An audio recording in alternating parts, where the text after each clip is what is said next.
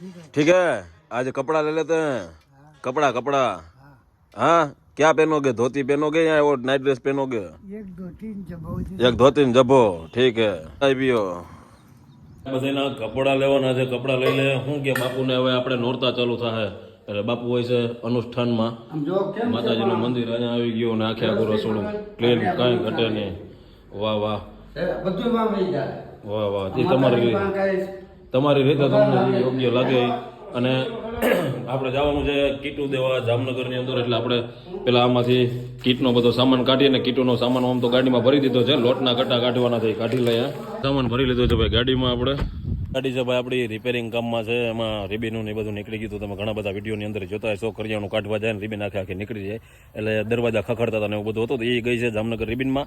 અને જામનગરની અંદર 3 પરિવારને કરિયાણું પહોંચાડવાનું છે.